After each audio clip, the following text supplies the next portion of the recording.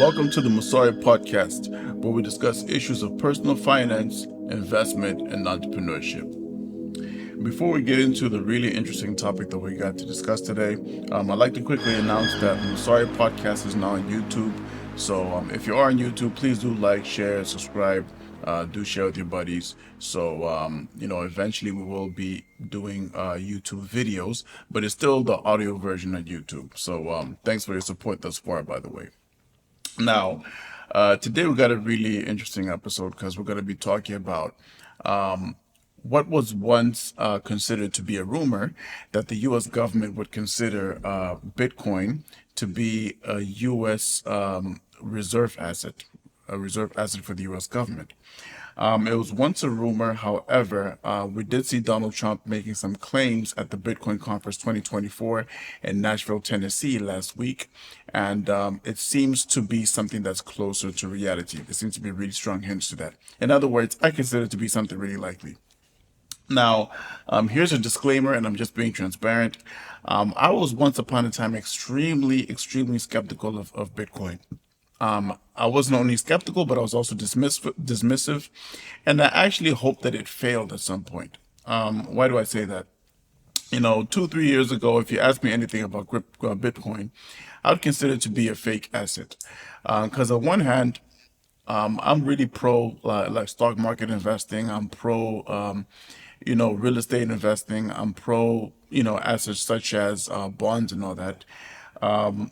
And I've always considered cryptos to be a currency, not really a currency, but more like an asset that had value that was very like shady. Because I mean, when you look at the stock market, if you want to be a stock market investor, it's possible for you to be a fundamental investor, right? Because you look at, the financial performance of the company, and you look at the financial performance over time, you can make a solid decision. And based on the financial performance of a company, you can actually determine the optimum price that you can buy the shares at. We all know that the stock market doesn't move 100% rationally, right? Sometimes there is positive and negative news that causes the stock prices to swing. But when you understand the fundamentals, you can take advantage whenever the stock price is below the level that's optimum by doing fundamental analysis, right?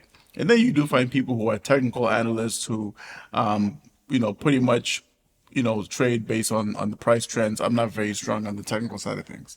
On the other hand, with Bitcoin, I just saw it as an asset, like an alternative asset that people invested in or sold purely based on speculation. I just saw it as pure gambling. I've heard a lot of stories of people who invested in Bitcoins and lost a lot of money. Very influential entrepreneurs like Mark Cuban will even tell you that they'll advise you not to invest more money than what you're willing to lose into Bitcoin, right? Because he has lost a lot of money too. So, from a distance, I really didn't understand, the whole hype because you did see a lot of really credible figures, a lot of credible people in the business world taking Bitcoin seriously. I frequent a lot of business conferences and seminars because I'm someone who wants to learn as much as possible. And you do find people who specialize in Bitcoin and produce a lot of content about it. But I never really bothered to analyze this very closely until pretty recently. I saw a video on YouTube that alluded to the U.S. government, specifically Trump's administration, considering Bitcoin as a reserve asset of the country, right? Now, when you look at what's happening around the world, I did recently launch an episode where I talked about the whole de-dollarization move, how the Biden administration, through the war between Russia and Ukraine, the role they played in it, and the sanctioning of Russia, and now the whole thing backfired into a lot of the BRICS countries wanting to push for de-dollarization, the whole movement of dumping U.S. dollar treasuries, the whole movement of moving away from the U.S. dollar in all sorts of forex transactions. We've seen how the petrodollar has been attacked very aggressively, where on one hand, Saudi Arabia, traditionally did trade, petroleum in U.S. dollars, although they did also use other currencies. But there seems to be a sort of like, can I say, a push to not be over reliant on U.S. dollars. We've seen them become more receptive of of the yuan, for example, for sales of oil. So we can see that the petrodollar is kind of weakening, and a lot of countries are pushing away from pegging the petrol, like the dollar of petroleum, to oil. So what I'm going to do is I'm going to play a snippet from the speech of Donald Trump at the Bitcoin 2024 conference, right?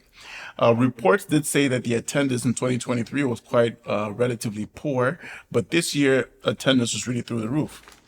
So actually, during the weekend, I was attending a seminar in New York City, and I was exchanging messages with a friend of mine, and I thought that he would actually be in New York City too. So this friend of mine happens to be the CEO of a pretty successful storage company in the United States, and he told me that he was in the Bitcoin 2024 conference. I was like, wow, and he was actually in the main stage, and he was actually sitting close to some of the U.S. senators during the conference. And from the conversation, I kind of picked up that he was taking this thing kind of seriously. So in this snippet, Donald Trump is pretty much stating his stance on the whole push for, Bitcoin as a country's reserve asset. And one disclaimer is, as we come back and react to that, my reaction is not solely to what he said. My reaction is more towards the research that I've done on the issue of Bitcoin as a reserve currency of a country, in this particular the United States, given the crisis that is going through globally, and the possible implication this could have. Because, when you listen to such a statement, I know that Donald Trump, the media tries to paint him as an imbecile, but whether you love him or hate him, you know that he's not a stupid person. I mean, there's no way you're going to be stupid and be worth $7 billion. There is something that's okay upstairs if that's you. So you'd want to understand what the rationale of that is, and that's exactly what I did. So let's listen to that, and let's come back and unpack, the possible rationale of the U.S. government. Well, Trump's administration, to be exact. The reason I've come to address the Bitcoin community today can be summed up in two very simple words: America first. Because if we don't do it, China's going to be doing, others are going to be doing it. Let's do it and do it right. My vision is for an America that dominates the future. We have the best economy, the highest standard of living, the safest and most beautiful cities. And by the way, when I say safest, our cities are going to hell right now. Our cities are going to hell. We're going to fix our cities. We're going to work with Democrats that have destroyed our cities, but we'll work with them, and we're going to get our cities back. We're going to bring our country back.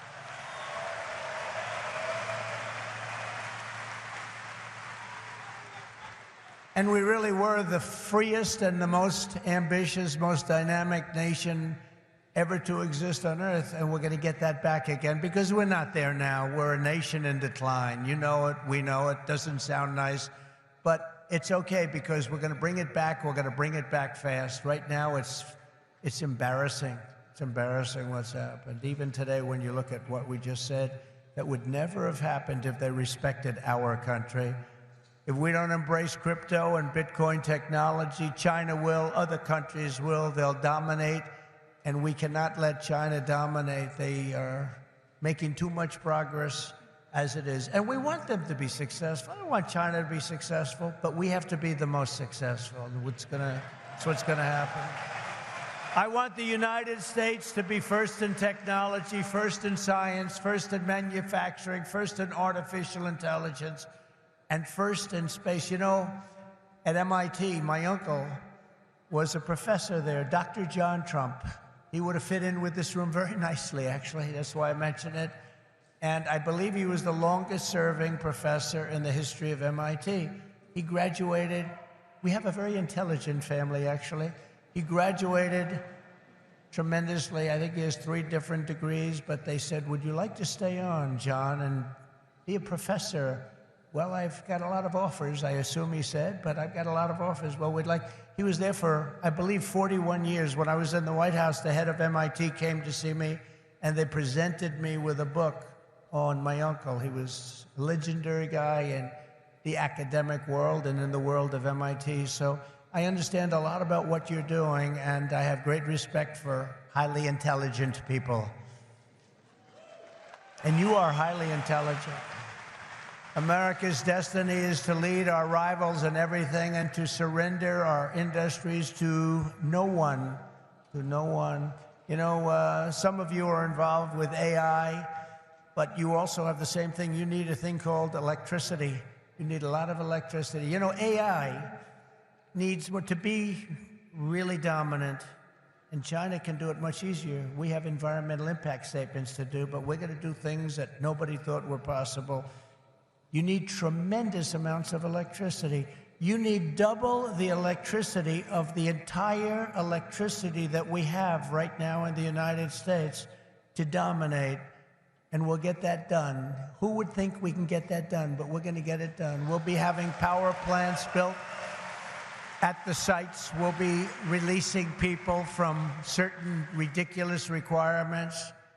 And we'll be using fossil fuel to make electricity because we're going to have to. We'll be using nuclear. We'll be doing it in an environmentally friendly way. But we will be creating so much electricity that you'll be saying, please, please, President, we don't want any more electricity. We can't stand it. You'll be begging me, no more electricity, sir. We have enough. We have enough. You know, in the Midwest, they just opened, it was very interesting, they just opened up 2 chargers, you know, a charger for the electric cars. And you know, I love Elon. He's great. He endorsed me and great endorsement and everything else. But not everybody has to have an electric car. I told him that. So we're going to get rid of that mandate, if you don't mind. Some people want gasoline-propelled cars. Some people want a hybrid. And some people like an electric car. They're great. I think they're great. I think what he's done is great. I think he understands it. I guess he probably wouldn't have endorsed me. He knows where I am in this. But he did, and it's just like they did these chargers in the Midwest. There are 8 of them. They spent $9 billion to build 8 chargers to charge up a car. And at that rate, it would cost approximately $12 trillion to put the charges around. Somehow that's not working. The country would have to file for Chapter 11. We'll do a chapter, you know, it's called Chapter 7 instead of a Chapter 11, but it's the equivalent. No, we have to use our brain. We are the party of common sense, okay? We have to have common sense. But what we do have to do is we have to produce tremendous electric for AI and for all of the other things, including the things that you're doing. And we'll get it produced, and we're going to get it produced fast, or we're not going to be able to compete with China and other countries. So we're going to get it produced fast. This afternoon, I'm laying out my plan to ensure that the United States will be the crypto capital of the planet and the Bitcoin superpower of the world, and we'll get it done. If crypto is going to define the future, I want to be mined, minted, and made in the USA. It's going to be. It's not going to be made anywhere else. And if Bitcoin is going to the moon, as we say, it's going to the moon, I want America to be the nation that leads the way, and that's what's going to happen. No, you're going to be very happy with me. You're going to be so happy. You're going to say he's the greatest guy. That's why I'm proud to be the first major party nominee in American history to accept donations in Bitcoin and crypto. So we heard what former President Donald Trump said at the Bitcoin conference, right? So I'm trying to rewind back 2-3 years ago and look at the state of mind I was in at the time. I consider crypto to be extremely speculative. There has been a lot of crashes and a lot of dips in the value of cryptocurrency. And if someone had told me at the time that, you know, one day the U.S. government's going to consider this as a reserve asset, I would say the U.S. government's going to crash. They're out of their freaking minds. Sorry about the language. But here we are, and the U.S. government's taking that step, right? Obviously, former President Donald Trump said that during his electoral campaigns. There are people around him who are advising him to do so, right? It's not, I believe it's a well-researched move. So I did listen to an interview from Fred Thiel. He's the CEO of Marathon Digital. Marathon Digital is a company that specializes in crypto mining and Bitcoin in particular, and they do a lot of crypto trading, I believe. But it seems to be an asset management company for cryptos, and he's really bullish on it. He happened to be one of the attendees of the Bitcoin 2024 conference, right? So he did make a couple of really interesting points because I did do a bit of research trying to understand the rationale behind such a move. And it's always good to get the point, listen to points and insights from people who are in the sector, who have a lot of, insights and knowledge about it. So here's a synopsis of the point. So first of all, the petrodollar is dead. That is a general sentiment. We have seen that the U.S. Dollar is being severely attacked. I personally think that de-dollarization is going to take time because while you de-dollarize, a lot of companies are going to want to trade with the currency that's quite stable, or even collect money and collect revenue in a company that's stable, right? But you still need to have backup because it is quite a vulnerable position. We did recently read, for example, the announcement that the BRICS countries are trying to adopt a new payment system away from SWIFT, right? So that's making the push really aggressive. So one thing I'd like to state is that Bitcoin as U.S. currency reserve does not mean currency of exchange. That's two totally different things. So the US dollar is a currency of reserve and currency of exchange because you can exchange US dollar for other currencies such as the pound, such as the euro. But crypto is to be treated as an alternative asset similar to gold, right? We've seen that a lot of credible people in the financial and business world are now starting to be behind crypto. An example is Larry Fink, who is the CEO of BlackRock. BlackRock is the biggest asset management company in the world. I mean, they got a portfolio of $9 trillion of asset under management in total.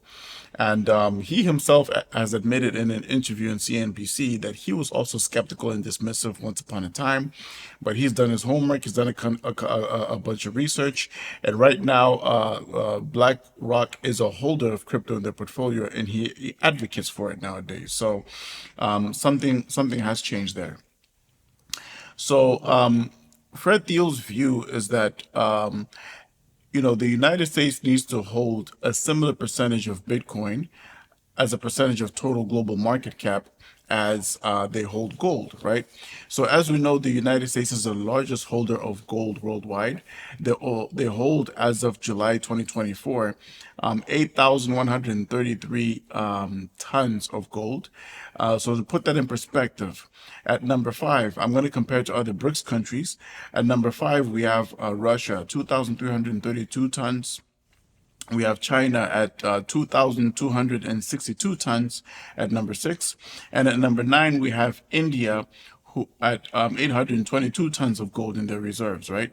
To put that in perspective, Brazil and South Africa, who are also BRICS nations, are not even in the top 20 of the list of countries that hold gold reserves, right?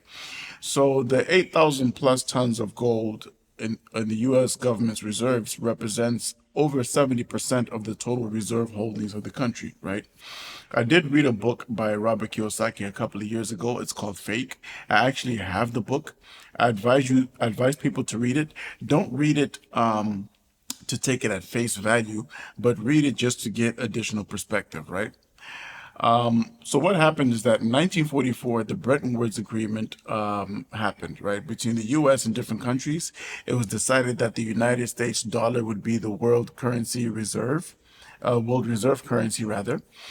In 1971, President Nixon decided to remove the US dollar from the gold standard, right? So Robert Kiyosaki considers gold to be real money, and it really makes sense. Why? Because back in the day, gold was the real currency for exchange, right? Gold was real money, in other words. So the dollar notes or the currency notes that we have were supposed to be a certificate that reflected the amount of gold that you had.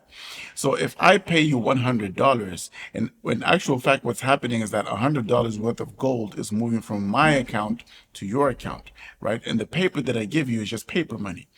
Now, when you look at the value of fiat currency, which is the paper money you and I use, whether it's dollars, whether it's pounds or euros, depending on the country that you live, the value of currency tends to be depreciating quite a bit. So once upon a time, in fact, recently I was reading about Napoleon Hill, and he died around 1970, and he was worth about $1 million. So I try to determine how much $1 million is worth in today's value, factoring in inflation, right? So $1 million in 1970 is worth over $7 million in 2024.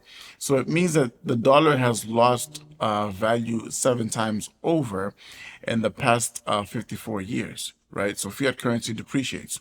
Now, if we're to look at the value of gold in the very same period, gold has depreciated to a lesser extent than the US dollar, right, and any other currency. And that's why gold is considered to be a reserve asset that's very reliable, right? And it looks like the United States wants to add crypto to that. Another point is that we cannot ignore the fact that even though there is a rationale, economic and financial rationale behind the United States move of considering Bitcoin as a reserve asset, we mustn't ignore the political motivation, right? According to statistics, there are 50 million voters in the United States that are very positive, that have a positive sentiment towards Bitcoin, right? As of 2022, which was the year of the midterm election, the United States had a total of 161 million voters who registered, right? So the voters that are positive about Bitcoin represent 31% of total registered voters in the United States. So there is a strong political motivation behind that, right? Marathon Digital, which is the company that Fred Thiel leads, bought $100 million of Bitcoin quite recently, right? According to statistics, despite the dips and despite the crashes that have occurred in Bitcoin prices, the average return on investment per annum is 50%. So that's quite impressive. It's very volatile on average, but even though there have been huge dips, there's been huge appreciations of value that's even scary. I remember like in 2021, Bitcoin's value was between 40,000 and $45,000. I think now it's north of 60,000 or $70,000. To be honest, I don't follow the value very closely, right?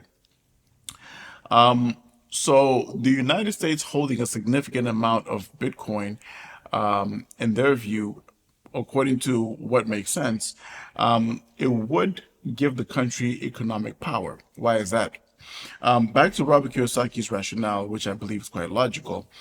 He considers cryptocurrency to be the people's currency. He considers gold to be real currency and real money, right? And he considers fiat currency, such as the US dollar, to be like fake money because it's government money, right? The rationale is that the government manipulates the value and controls the value of fiat currency. They print money, sometimes they buy bonds, they sell bonds, and that influences the value of the currency because it influences the demand and supply in the market, right? On the other hand, gold is real money for the reasons explained before, because gold was real money from inception, and fiat money, which is paper money, was just a reflection of how much gold that you held. On the other hand, you know, currencies such as cryptocurrency and Ethereum, he considers to be the people's money, like real money. Why? Because it's not regulated, it's decentralized, and obviously it's got the whole blockchain technology, and it's considered to be secure in general. So in Bitcoin 2024, we saw that very influential figures were there. And in terms of attendance, there was a very big uptick. I mean, this year you had Donald Trump, who is the former U.S. president, and he is the candidate for the 2024 elections on the Republican side. Members of the Republican Party were there, U.S. senators were there, and even Democratic leaders were there. And the friend of mine was actually at the conference. He did confirm that. He was actually, close to U.S. senators. We've seen with the evolution of cryptos, there have been a lot of products, and the whole ecosystem has been following as well.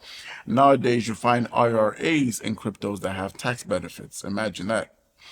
Worldwide, Bitcoin is sitting at number 9 in terms of the top assets in the world by value, right? So crypto is sitting at number 9 and is worth $1.3 trillion. So it's behind gold, Apple stocks, Microsoft stocks, Nvidia stocks, Google stocks, Amazon stocks, and Saudi Aramco, right?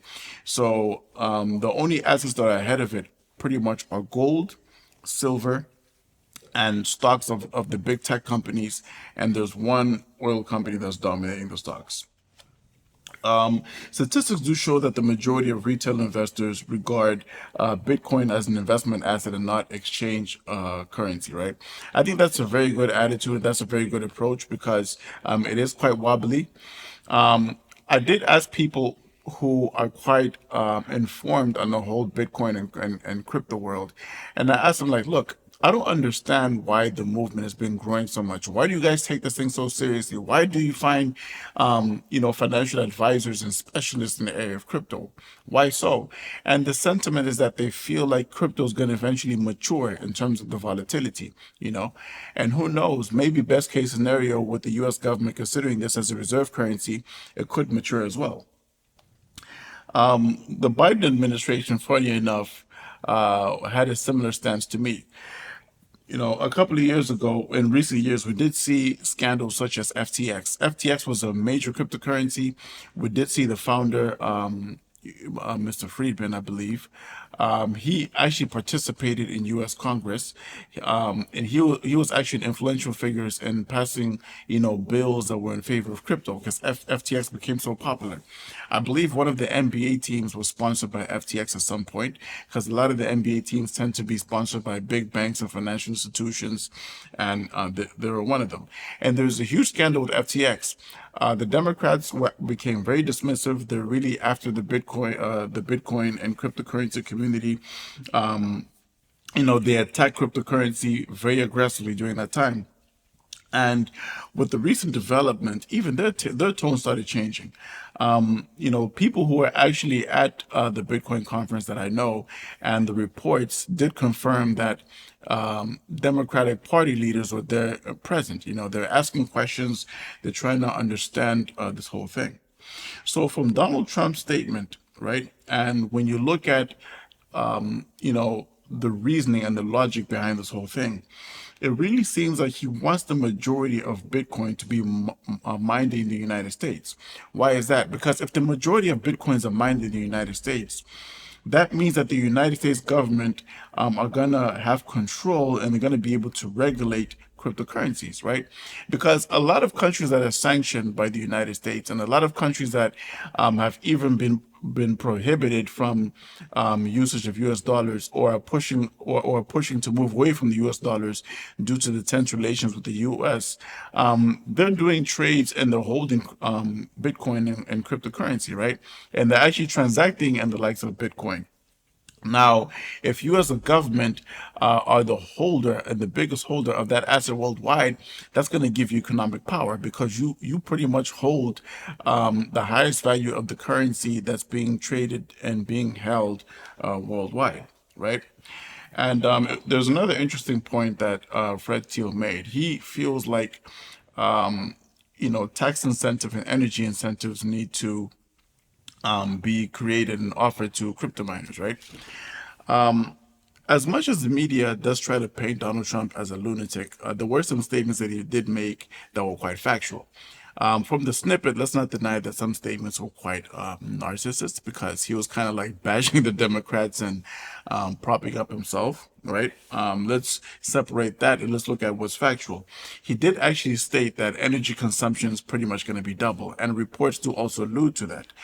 Fred Thiel, who is the CEO of Marathon Digital, also did state that the costs of mining crypto have duplicated because of the energy consumption that comes with it. So what's my conclusion to this? My conclusion is that maybe it's a bit too early, right? I think the U.S. government holding this as a reserve asset of the country could potentially contribute to the maturing of Bitcoin in terms of the volatility. But at the same time, it could also be a risk because imagine that they do hold a substantial amount of that as reserve currency, but the volatility doesn't change substantially. If there's a crash, it could have a devastating effect on the economy. On the other hand, as Fred Thiel did allude to, the average annual returns of Bitcoin is 50%, right? And 50%, you're beating S&P 500 by quite a bit. I mean, S&P 500 beats inflation by a bit, but I believe like the average returns are barely 10%. Now, look at the United States financial situation. The country is in deficit. The GDP, the nominal GDP of the economy is plus minus $25 trillion. And the public debt is sitting at between 33 and $35 trillion. It's very unsustainable. Reports do allude to the interest payment of the government bonds and debt being above the military spending. Military spending as of 2023, I believe, was sitting at $782 billion. So that means that what the government needs to pay is above that.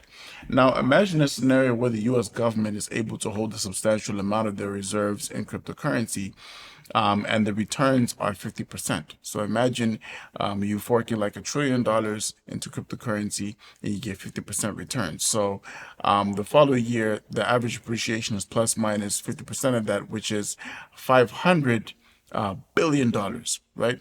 You can use a considerable amount of that money to pay off the debt, maybe like reduce the debt or even like pay the debt. But on the other hand, if it crashes, it's going to actually widen the deficit. So those are my 2 cents. Most importantly, let's see how this whole thing transpires. But I must say that it is interesting. It's very interesting to see the Democrats also changing their tone on that. Let's just see. But it is interesting times, and I just hope that it doesn't lead to chaos. So anyways, thanks so much for joining us, and look forward to connecting on the next episode.